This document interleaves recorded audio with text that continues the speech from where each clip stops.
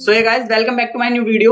सो guys जो मैंने 20 days की सीरीज चला रखी है उसका मैं आज डे फर्स्ट लेके आया हूँ आपके लिए, ठीक है, जिसको हम क्विक जीएस के नाम से लेके आया हूँ मैं, ठीक है। तो चलिए गाइस शुरू करते हैं हम अपने पॉलिटी का फर्स्ट डे का फर्स्ट लेक्चर। सो गाइस चलिए शुरू करते हैं। तो हमारा जो मतलब पॉलिटी शुरू होती है वो हमारी शुरू होती है, मतलब हमारी जो पूरी पॉलिटी है वो हमारी पूरी कॉन्स्टिट्यूशन के ऊपर है, ठीक है। कॉन्स्टिट्यूशन की वजह से एक तरह से ऐसे कह सकते हैं पॉलिटी है कि ठीक है, मेन जो पार्ट है हमारा पॉलिटी का वो कॉन्स्टिट्यूशन ही है, ठीक है। तो हमारा जो पॉलिटी शुरुआत होती है वो हमारी शुरुआत होती है कॉन्स्टिट्यूशनल डेवलपमेंट ऑफ इंडिया, ठीक है।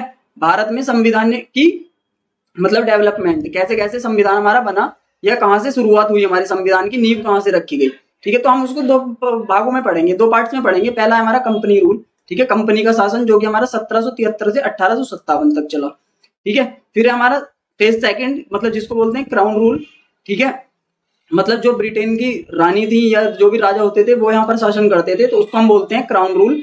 तो वो हमारा चला 1858 से 1947 तक। तो हम इनको दो पार्ट में करने वाले हैं। तो आज हम अपना फर्स्ट पार्ट कवर करेंगे कंपनी रूल 1773 से 1857 तक। तो चलिए गाइस शुरू करते हैं। तो सबसे पहले हमारे जो चार्टर आए, तो चार्टर हमारा सबसे पहले जो मतलब मेन चार्टर आया वो आया हमारा 1773 में, ठीक है। लेकिन उससे पहले की कुछ बेसिक बातें और कुछ इंपॉर्टेंट चीजें मैं आपको बता देता हूँ, ठीक है। तो जो हमारे जो भी मतलब ईस्ट इंडिया कंपनी थी वो हमारी बनी 31 दिसंबर 1600 में, ठीक है। 31 दिसंबर 1600 को हमारी कंपनी बनी लंदन में, ठीक है, लंदन में हमारी कंपनी बनी। फिर उसके बाद हमारी नहीं मतलब ईस्ट इंडिया कंपनी, फिर उसके बाद 1613 में इसने अपनी फर्स्ट फैक्ट्री लगाई सूरत में, ठीक है, फर्स्ट फैक्ट्री लगाई सूरत में। और उस टाइम इंडिया में जहांगीर का रूल था, ठीक है, जहांगीर का रूल था उस टाइम इंडिया में। फिर उसके बाद अब होता क्या है मतलब 1757 में एक बैटल हुआ, 1757 में एक बैटल हुआ, बैटल ऑफ प्लासी, ठीक है, प्लासी का युद्ध, ठीक है। उसमें क्या हुआ, रॉबर्ट क्लाइव ने सिराजुद्दौला को हरा दिया, सिराजुद्दौला को, ठीक है। एक एक टर्म गाइस ध्यान से सुन के चलना, क्योंकि सारी इंपॉर्टेंट चीजें हैं जो भी मैं बता रहा हूँ, कोई भी फालतू चीज इसमें मैं लेके ही नहीं आया। सारी चीजें वो एग्जाम ओरिएंटेड हैं जो आपके बार बार एग्जाम्स में पूछी जाती हैं। सो आप एक एक चीज को अच्छे से ध्यान से सुनना, ठीक है। फिर हमारा 1757 के बाद 1764 यानी 1764 में, ठीक है, एक और युद्ध हुआ हमारा बैटल ऑफ बक्सर यानी बक्सर का युद्ध, ठीक है। बक्सर के युद्ध में हमारे हेक्टर मुनरो ने किसको हराया, शाह आलम सेकंड, मीर कासिम है और सुजाउद्दौला को इनको हेक्टर मुनरो ने हरा दिया, ठीक है। अब जो है हमारा रॉबर्ट क्लाइव जो है गवर्नर ऑफ बंगाल हमारा कब तक रहा, ठीक है, 1765 से लेकर 1772 तक, ठीक है। रॉबर्ट क्लाइव गवर्नर रहा था, रॉबर्ट क्लाइव, ठीक है। और इसी पीरियड को हम 1765 से 72 तक को इस 7 साल के पीरियड को हम बोलते हैं लूट ऑफ इंडिया, ठीक है, भारत की लूट ऑफ इंडिया, भारत की लूट। क्यों, क्योंकि इसने मतलब जो है द्वैत शासन चला रखा था भारत में, ठीक है, तो लूट ऑफ इंडिया बोलते हैं इसको। लेकिन 1772 यानी 1772 में Warren Hastings governor of India बन के आया, मतलब गवर्नर ऑफ बंगाल बन के आया वॉरेन हेस्टिंग्स, ठीक है, वॉरेन हेस्टिंग्स बना के आया हमारा गवर्नर ऑफ बंगाल। और इसने जो है द्वैत शासन मतलब डायरकी को खत्म कर दिया, ठीक है। उसके बाद से हमारा शुरू हो जाते हैं कुछ इंपोर्टेंट रेगुलेटिंग एक्ट्स आने या चार्टर आने। तो चलिए गाइस शुरू करते हैं। तो हमारा सबसे पहला एक्ट आया 1773 का रेगुलेटिंग एक्ट, ठीक है, 1773 का रेगुलेटिंग एक्ट।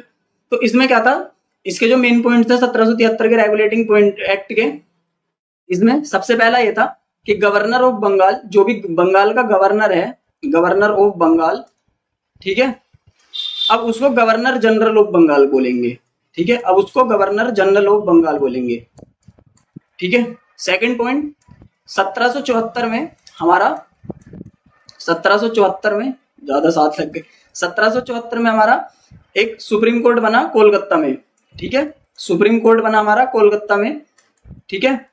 और इसमें एक चीफ जस्टिस थे जिनका नाम था, एक चीफ जस्टिस थे हमारे जिनका नाम था लॉर्ड एलिजा इम्पे, ठीक है, लॉर्ड एलिजा इम्पे।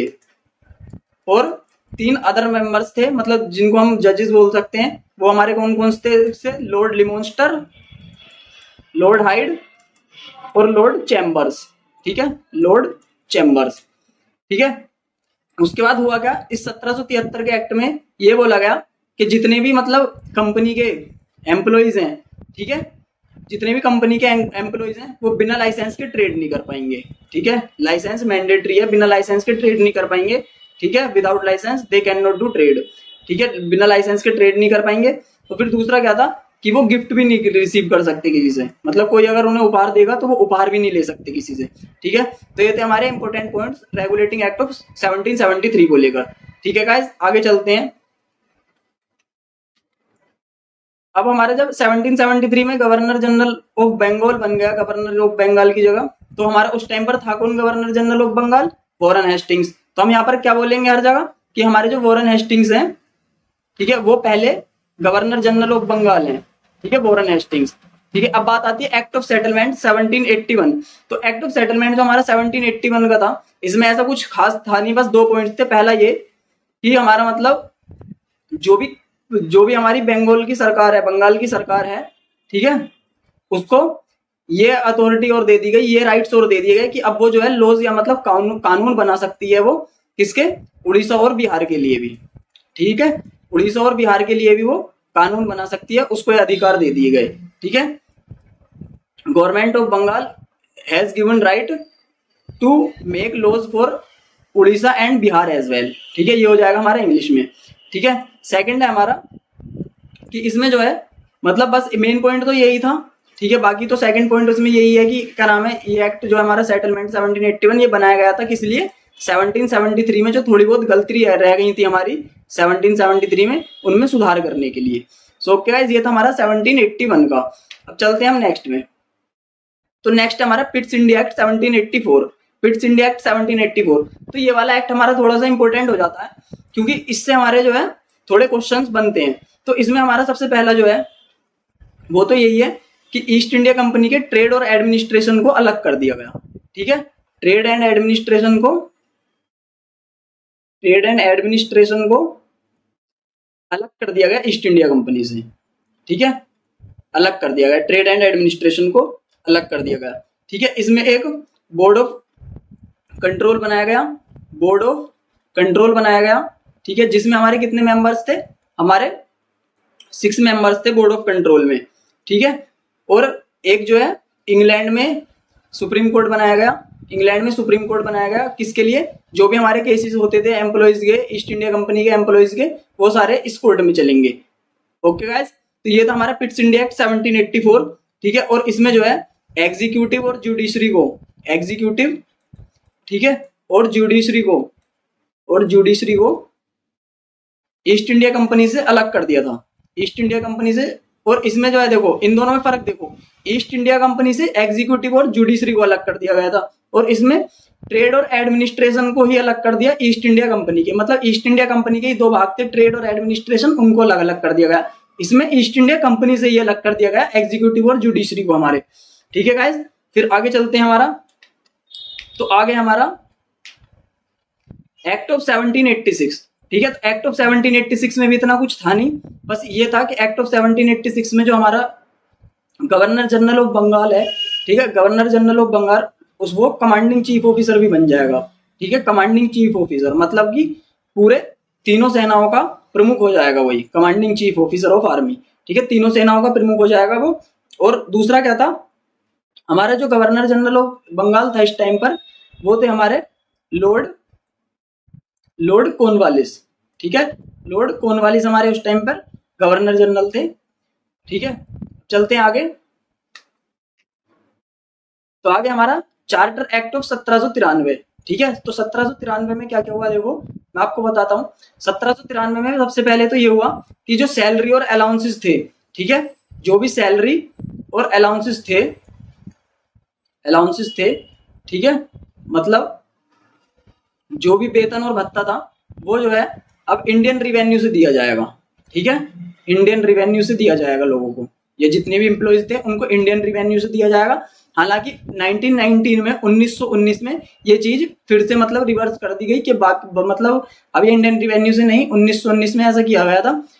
1919 में एक चार्टर एक्ट आया था जो हम कल की क्लास में पढ़ेंगे कि इंडियन रिवेन्यू से नहीं, अब वापस वो ब्रिटेन से ही दिए जाएंगे सैलरी और अलाउंसेस।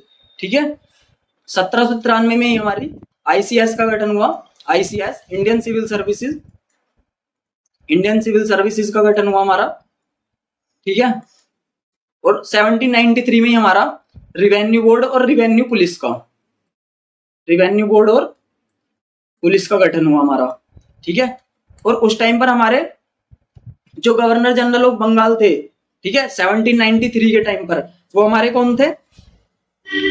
वो हमारे थे लॉर्ड कॉर्नवालिस। तो इस वजह से लॉर्ड कॉर्नवालिस को हम जो है, लॉर्ड कॉर्नवालिस को हम father of Indian civil services भी बोलते हैं, father of Indian civil services. हालांकि आईसीएस को एक क्वेश्चन और बनता है आईसीएस से कि आईसीएस को क्रैक करने वाला पहला इंसान थे हमारे सत्येंद्र नाथ टैगोर। ठीक है, ये भी चीज आप ध्यान रखना, सत्येंद्र नाथ टैगोर, सत्येंद्र नाथ टैगोर। ठीक है गाइस, आगे चलते हैं। ये थे हमारे 1793 के। तो अब हमारा आता है 1793 के बाद 1813। ठीक है, 1813। तो 1813 में क्या था कि जो है 1813 में क्रिश्चियन मिशनरीज भारत आई। ठीक है, Christian missionaries come to India. ठीक है, क्रिश्चियन मिशनरीज भारत आई। ठीक है, और 1813 में क्या हुआ था कि जो भारत में ट्रेड है जितना भी, ठीक है, उसको मतलब बंद कर दिया गया था। केवल 2 ट्रेडों को छोड़कर। वो 2 ट्रेड कौन कौन से थे? ट्रेड विद चाइना, ठीक है, मतलब चाइना के साथ व्यापार, और ट्रेड ऑफ टी, मतलब चाय का व्यापार। इन 2 चीजों को छोड़कर बाकी सब ट्रेड, बाकी पूरा व्यापार बंद कर दिया गया था। ठीक है, 1813 में। और ठीक है, और 1813 में एक चीज और क्या थी कि 1 लाख रुपए हर साल, 1 लाख रुपए पर एनम, ठीक है, 1 लाख रुपए हर साल इंडियन एजुकेशन को दिए जाएंगे, इंडियन एजुकेशन पर खर्च किए जाएंगे। 1 लाख रुपए हर साल इंडियन एजुकेशन पर खर्च किए जाएंगे। ओके गाइस, ये थे हमारे 1813 में। अब हम आगे चलेंगे। तो आगे हमारा चार्टर एक्ट ऑफ 1833। ठीक है, उसके बाद हमारा चार्टर एक्ट आया 1833 में। ठीक है, तो 1833 में हमारा क्या क्या हुआ? जैसे कि हमारा 1784 के पिट्स इंडिया एक्ट में ट्रेड और एडमिनिस्ट्रेशन अलग कर दिया गया था। ठीक है, 1833 में क्या हुआ? 1833 में हमारा जो एडमिनिस्ट्रेशन को सेंट्रलाइज कर दिया गया। ठीक है, एडमिनिस्ट्रेशन को सेंट्रलाइज कर दिया गया, एडमिनिस्ट्रेशन को सेंट्रलाइज कर दिया गया। ठीक है, और जो ट्रेड था वो कंप्लीटली खत्म कर दिया गया। ठीक है, ट्रेड मतलब व्यापार जो था वो पूरी तरह से पूर्णतया समाप्त कर दिया गया। मतलब ट्रेड जो है, trade completely abolished, trade completely abolished. ठीक है, ट्रेड को पूरी तरह से खत्म कर दिया गया। ठीक है, और first governor general of India हमारे उस टाइम पर कौन थे? ठीक है, first governor general of India. क्योंकि अब 1833 में क्या किया था, गवर्नर जनरल ऑफ बंगाल को बदल के, गवर्नर जनरल ऑफ बंगाल होता था ना पहले, अब उसमें इस पोस्ट को चेंज करके गवर्नर जनरल ऑफ इंडिया कर दिया गया। ठीक है, इंडिया कर दिया गया। तो हमारे first governor general of India कौन बने? फर्स्ट हमारे बने लॉर्ड विलियम बेंटिंग। ठीक है, लॉर्ड विलियम बेंटिंग हमारे फर्स्ट बने, first governor general of India Lord William Bentinck हमारे बन गए। ठीक है, और 1835 में जो है, 1835 में इंग्लिश को भारत की राजभाषा मतलब ऑफिशियल लैंग्वेज घोषित कर दिया गया। 1835 में भारत की राजभाषा इंग्लिश को घोषित कर दिया गया, मतलब ऑफिशियल लैंग्वेज इंग्लिश को घोषित कर दिया गया। ओके गाइस, तो ये थे हमारे 1833 वाले। ठीक है, और 1833 में एक ये भी था कि 1833 में अब जो मतलब कोई भी अगर ब्रिटिशर भारत में लैंड लेना चाहे, मतलब भूमि खरीदना चाहे तो वो खरीद सकता है। ठीक है, लैंड खरीद सकता है, मतलब जमीन खरीद सकता है यहाँ भारत में कोई भी अंग्रेज आकर। ठीक है, एक्ट है 1853 का। तो 1853 के चार्टर एक्ट के तहत क्या क्या किया गया? चार्टर एक्ट, इसमें पहला काम किया गया कि लेजिस्लेचर, ठीक है, लेजिस्लेचर और एडमिनिस्ट्रेशन को अलग कर दिया गया ईआईसी से। ठीक है, लेजिस्लेचर और एडमिनिस्ट्रेशन को ईआईसी से अलग कर दिया गया। ट्रेड और एडमिनिस्ट्रेशन को 1784 की पिट्स इंडिया एक्ट के तहत अलग कर दिया गया था, लेकिन लेजिस्लेचर और एडमिनिस्ट्रेशन को 1853 में कर दिया गया। ठीक है, और जो हमारा गवर्नर जनरल ऑफ इंडिया था उसको वीटो पावर दे दी गई। ठीक है, उसको वीटो पावर दे दी गई, जो कि हमारी आती है आर्टिकल 111 में। ठीक है, आर्टिकल 111 में आती है। ठीक है, हमारे जो बोर्ड ऑफ डायरेक्टर्स थे, ठीक है, बोर्ड ऑफ डायरेक्टर्स थे, उनकी संख्या 24 से घटाकर 18 कर दी गई। पहले 24 होते थे, फिर उनकी संख्या घटाकर 24 से 18 कर दी गई। और नेक्स्ट हमारा 1853 में ही सबसे पहले हमारी आईसीएस की मतलब लिखित परीक्षा मतलब रिटन एग्जाम हुआ था आईसीएस का हमारा पहली बार 1853 में ही। उस टाइम पे हमारे गवर्नर जनरल ऑफ इंडिया कौन थे? उस टाइम पे थे हमारे लॉर्ड डलहौजी। ठीक है, ये चीज भी हम याद रखेंगे, लॉर्ड डलहौजी, क्योंकि एग्जाम में पूछा जाता है कि 1853 में या फिर जब पहली हमारी रिटन एग्जामिनेशन हुआ आईसीएस का तो उस टाइम पर गवर्नर जनरल ऑफ इंडिया कौन थे? तो हम याद रखेंगे वो हमारे थे लॉर्ड डलहौजी। ठीक है गाइस, फिर नेक्स्ट यहाँ हमारा इसमें 1853 में जब फर्स्ट हमारे वो हुई, इसमें मैंने आपको बता ही दिया आईसीएस को क्रैक करने वाले और ज्वाइनिंग करने वाले पहले सत्येंद्र नाथ टैगोर थे हमारे। ठीक है, लेजिस्लेचर एडमिनिस्ट्रेशन को अलग कर दिया गया, वीटो पावर दे दी गई, 24 से 18 कर दी गई। ठीक है, एक इसमें लेजिस्लेटिव काउंसिल बनी। ठीक है, लेजिस्लेटिव काउंसिल बनी। ठीक है, जिसमें कि हमारे 12 मेंबर्स थे। ठीक है, तो गाइस ये था हमारा चार्टर एक्ट ऑफ 1853। सो आज की वीडियो हम यहीं पे समाप्त करते हैं, बाकी हम पढ़ेंगे कल। 20 दिन में हमें ये सीरीज को कंप्लीट करना है, तो आप निश्चिंत रहिए गाइस, क्योंकि वो मेरी हेडेक है, मैं आपको कंप्लीट करा के दूंगा 20 दिन में वाली सीरीज। ओके गाइस, बाय, मिलते हैं नेक्स्ट वीडियो में। तब तक आप वीडियो को लाइक करें, कमेंट करें, शेयर करें और चैनल को सब्सक्राइब करना बिल्कुल ना भूलें। Bye guys.